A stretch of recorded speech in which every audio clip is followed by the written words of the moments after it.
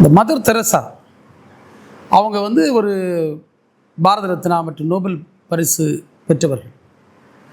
இந்த பாரதிய ஜனதா கட்சியும் ஆர்எஸ்எஸ் போன்ற அமைப்புகளும் எப்படி மற்றவர்கள் மீது வன்மத்தை கக்குகிறார்கள், வெறுப்பை உருவாக்குகிறார்கள் என்பதற்கு ஒரு எடுத்துக்காட்டு 2 தினங்களுக்கு முன்னால் ஆர்எஸ்எஸ் பாஜக ஆதரவு பெற்ற கம்யூன் என்கின்ற பத்திரிகையில் மதர் தெரசா பற்றி மிக மோசமான சில வார்த்தைகளோடு ஒரு கட்டுரை வெளியாகி இருக்கிறது. அதில் வந்து இந்த அன்னை தெரசா என்று நம்மால் போற்றப்படுகின்ற அந்த அம்மாவை பற்றி அவர்கள் போற்றக்கூடிய வார்த்தை, mother Teresa a fraud wrapped in a saree whose empire ran on poverty, pain and conversion. மதமாற்றம், வலி, வறுமை ஆகியவற்றின் மீது கட்டப்பட்ட அரசாட்சியின் சேலை கட்டிய மோசடிக்காரி என்று தலைப்பிடப்பட்டுள்ளது. கோடானு கோடி மக்களால் அன்னை தெரசா என்று போற்றப்பட்ட நோபல் பரிசு பெற்ற பாரத ரத்னா விருது பெற்ற பெண்மணியை பார்த்து சேலை கட்டிய ஃப்ராடு, மோசடிக்காரி என்று இந்த ஆர்எஸ்எஸ் அமைப்புகள் விமர்சிப்பதற்கு எவ்வளவு கோடானு கோடி மக்களை வேதனைப்படுத்தக்கூடிய ஒன்று. அது மட்டுமல்ல, friend of poverty not of the poor, houses of the dying not of the healing, minimal medical treatment even for treatable conditions, reused needles and poor hygiene, withholding of pain relief, a friend of fraudsters and dictators, the covert conversion machine. எப்படிப்பட்ட வார்த்தைகள் இவை! இதை விட ஒரு மோசமான வார்த்தை ஒரு ஆளை பேசுவதற்கே இல்லை. இவ்வளவு மோசமாக, அசிங்கமாக ஒரு புனிதர் பட்டம் கூட்ட பெற்ற பெண்மணியை பற்றி அவர் பேசியிருக்கிறார்கள். இந்த பெண்மணி யார், எங்கிருந்து இங்கே வந்தார், எப்படி என்ற வரலாற்றையும் நாம் திரும்பி பார்க்க கடமைப்பட்டிருக்கின்றோம். ஒரு அல்பேனிய நாட்டை சார்ந்தவர். அவர் கல்கத்தாவிற்கு ஆசிரியர் பணிக்காக ஒரு நன், அதாவது கன்னியாஸ்திரியாக வந்து ஒரு டீச்சராக தன்னுடைய பணியை தொடங்கி 1944 ஒரு தலைமை ஆசிரியராக பணி உயர்வு பெற்று அவர் ஆசிரியர் பணியை நடத்தி கொண்டிருந்தார். 17 ஆண்டுகள் அவர் தொடர்ந்து கல்வி பணி ஆற்றிய பின் அங்கிருந்த பல்வேறு பிரச்சனைகளை பார்த்து அந்த பணியை விட்டுவிட்டு சமூக பணி ஆற்றுவதற்கு தன்னை அர்ப்பணிக்க முடிவு செய்து அவர் சமூக பணிக்கு ஈடுபட துவங்கினார். அதன் அடிப்படையில் தான் அவர் 1950 மிஷனரிஸ் ஆஃப் சேரிட்டி என்கின்ற அவருடைய அமைப்பை அவர் ஆரம்பித்து, அதில் பார்த்திங்கன்னா ரொம்ப கஷ்டத்தில் பஞ்சத்தில் இருந்த மக்கள், அதுபோன்று அன்றைக்கி வந்து லெப்ரசி, குஷ்டரோகம்னு சொல்லுவோம், அது யாருமே திரும்பி பார்க்காத ஒரு நோய். அந்த நோயாளிகள் புறக்கணிக்கப்பட்டு தெருக்களில் சாலைகளில் கஷ்டப்பட்டு இருந்த காலகட்டத்தில் அவங்களுக்காக பணியாற்றுவதற்காக அவர் தன்னை அர்ப்பணித்து முன்வருகிறார். அந்த தொழுநோயாளிகளுக்காக அவர் ஆரம்பித்த அமைப்பு தான் நிர்மல் ஹிருதய் என்கின்ற அமைப்பு. 1952 அதை துவங்குகின்றார். அந்த காலகட்டத்தில் இந்தியா எப்படி இருந்தது? 1943 அது மறக்கவே முடியாத ஒரு ஆண்டு. அப்போது ஒரு மிகப்பெரிய பஞ்சம், ஃபெமைன் இந்தியாவில் வருகிறது. அந்த பஞ்சத்தில் அடிபட்டு வங்காளதேசத்தில் மட்டும், வங்கத்தில் மட்டும், இன்றைக்கு கல்கத்தா உள்ளடக்கிய வங்கத்தில் மட்டும் 25 லட்சம் மக்கள் அவர்கள் பட்டியலில் செத்து போகக்கூடிய ஒரு அவலமான நிலை அன்றைக்கு ஏற்படுகிறது. 1950 இந்தியாவுடைய மக்கள் தொகை 36 கோடி. இந்த 36 கோடியில் அன்றைக்கு 50% மேற்பட்ட மக்கள் வறுமை கோட்டிற்கு கீழ் வாழ்ந்தவர்கள். வறுமை கோடு என்பது இன்றைக்கு மாதிரி அல்ல. இன்றைக்கு வந்து ரேஷன் இருக்குது, நிறைய ஃப்ரீ ரேஷன்ஸ் இருக்குது, நிறைய வெல்ஃபேர் ஸ்கீம்ஸ் இருக்குது. ஆனால் அன்றைக்கி அது எதுவுமே இல்லை. வறுமை என்பது வறுமை. வறுமையில் சிக்கக்கூடியவர்கள் பலர் பட்டினியால் சாகக்கூடிய அந்த கோர சம்பவத்தை தமிழ்நாட்டின் வரலாற்றில், இந்தியாவின் வரலாற்றில் நம்ம பல இடங்களில் நம்ம பார்க்க முடியும்.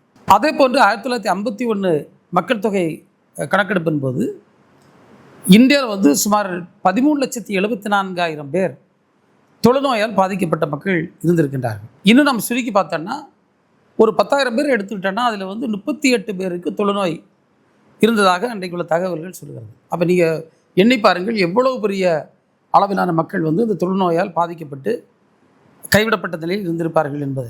இப்படிப்பட்ட ஒரு கோரமான சூழ்நிலையில் தான் அவங்க வந்து இந்த மக்களை விடுவிப்பதற்காக, பாதுகாப்பதற்காக, தாயுள்ளத்தோடு அந்த மக்கள்கிட்ட பணியாற்றுவதற்காக, ஏன்னா ஒரு குஷ்டரோகத்தால் பாதிக்கப்பட்ட மக்களை குடும்பத்திலிருந்து கூட விலக்கி வைத்திருவார்கள், தள்ளி வைத்திருவார்கள். அவங்களெல்லாம் எடுத்து பாதுகாக்கக்கூடிய பணி என்பது மிக மிக கடுமையான ஒரு அர்ப்பணிப்பான பணி. அந்த பணியை அவர் செய்கின்றார். அவர் 1997 தன்னுடைய 87வது வயசில் அவர் மாரடைப்பால் மரணமடைந்து செய்தி நாம் எல்லாம் அறிந்திருக்கின்றோம். அன்றைக்கு இது நாடு மட்டுமில்லை, உலகமே அவருடைய மறைவை எண்ணி கண்ணீர் வடித்த சம்பவத்தையும் நாம் மறந்திருக்க மாட்டோம். அவர் வாழ்ந்த காலத்தில் ஒவ்வொரு மனிதனும் ஒரு தனக்கான ஒரு சமூக அந்தஸ்தோடு வாழ வேண்டும். அவர் எந்த மதத்தை சார்ந்தாலும், எந்த ஜாதியை சார்ந்தாலும், யாராக இருந்தாலும் அப்படி வாழ வேண்டும் என்ற ஒரு எண்ணத்தை அடிப்படையாக கொண்டிருந்தார்.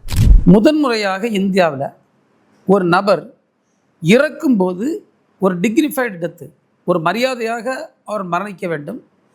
அவர் மரணித்த பிறகும் அவருடைய உடல் ஒரு மரியாதையாக தகனம் செய்யப்பட வேண்டும் என்ற முதல் அந்த கருத்தை முன்வைத்து அந்த கருத்தின் அடிப்படையில் பணியாற்றியவர் அன்னை தெரசா என்பதுதான் வரலாறு.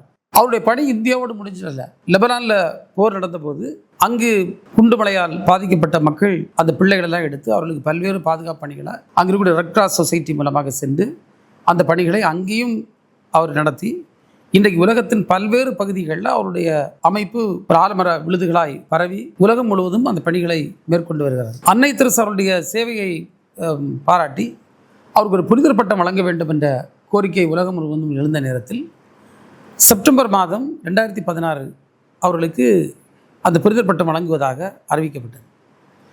அதே ஆண்டு அதுக்கு முன்னால் ஆகஸ்ட் மாதம் பிரதமர் மோடி அவர்கள் அன்னை தெரசாவை பற்றி பேசுகின்ற நேரத்தில், as Indians we have to feel proud about the canonization of Bharat Ratna Mother Teresa. She had dedicated her life for the upliftment of the poor. She was an Albanian and English language was not her mother tongue, and yet she adopted it as her language and served the people. இவ்வாறு அவர் கூறியிருக்கின்றார். மோடி அவர்கள் மட்டுமல்ல, இன்றைக்கு இந்திய மக்களால் பெரிதும் வணங்கப்படுகின்ற அவர் சத்யசாய் பாபா அவர்கள் mother Teresa அவர்களை பற்றி கூறும்போது, the best way to love God is to love all and serve all. Mother Teresa is a great saint of recent times who exemplified this aphorism in her life. She remains a revered and iconic figure whose legacy endures as a beacon of light. என்று சத்யசாய் பாபா அவர்கள் அவரை ஒரு புனிதர் என்று அவர் கூறுகின்றார். அவர் Albania நாட்டு பெண், ஆங்கிலம் கற்று இங்கு வந்து பல்வேறு மக்களுக்கு பணியாற்றிய ஒரு புனிதர் என்று மோடி அவர்களே பேசியிருக்கின்றார் 2016. இன்றைக்கி 2026 அவங்கள ஒரு ஃப்ராடு என்று சொல்லுகின்ற அளவிற்கு பிஜேபியும் ஆர்எஸ்எஸும் துணிந்திருக்கிறது என்பதுதான் நாம் எல்லோரும் வேதனைப்பட வேண்டிய ஒரு முக்கியமான காரியம். இந்த மெஜாரிட்டேரியன் பெரும்பான்மை மக்களை தன்வசப்படுத்துவதற்காக அவர்கள் செய்கின்ற ஒரு வெறுப்பு பிரச்சாரத்தின் ஒரு அம்சமாகவே இது பார்க்கப்படுகிறது. இப்படிப்பட்ட நிலை தொடரும் என்று சொன்னால் இன்றைக்கு இந்தியா குறித்து வெளிநாடுகள் நம் மீது வைத்திருக்கக்கூடிய மரியாதை என்னவாகும்? ஏற்கனவே மோடி அரசாங்கம் பொறுப்பேற்ற பின் பல்வேறு சந்தர்ப்பங்களில் சூழல்களில் இந்திய நாடு குறித்த மரியாதை இன்றைக்கு உலக நாடுகள் மத்தியில் அது ஒரு பிரிவினையை ஊக்குவிக்கக்கூடிய, மக்களை பிரிக்கின்ற ஒரு நாடு என்ற பேச்சு வந்து கொண்டிருக்கிறது. மோடி அவர்கள் குஜராத்தில் முதல்வராக இருந்த நேரத்தில் அவர் அமெரிக்காவிற்கு பயணம் சொல்ல வேண்டும் என்று பலமுறை முயற்சித்தும் அந்த நாடு அவருக்கு அனுமதி வழங்கவில்லை. அதே மாதிரி பல ஐரோப்பிய நாடுகளும் அவ்வாறு செய்தது. காரணம், அன்றைக்கு பெரிய ஒரு இனப்படுகொலை போன்று அன்றைக்கு இஸ்லாமிய பெருமக்களை அந்த குஜராத் படுகொலைகளின் மூலமாக அவர் நிறைவேற்றியதற்கு துணை நின்றார் என்ற காரணத்தினால் அவரை அந்த நாடுகள் ஏற்றுக்கொள்ளவில்லை. அவர் பிரதமராக பொறுப்பேற்ற பிறகும் பல்வேறு சம்பவங்கள் இந்த நாட்டிற்கு தலைகுனிவை வேதனை உருவாக்கி இருக்கிறது. நிச்சயமாக இன்றைக்கு உலக மக்களால் போற்றப்படுகின்ற இந்த புனிதர் அன்னை தெரசா அவர்களை பற்றி இவர்கள் சொல்லியிருக்கக்கூடிய இந்த வார்த்தை நிச்சயமாக உலக அளவில் நம்முடைய மரியாதை குறைக்க இருக்கிறது.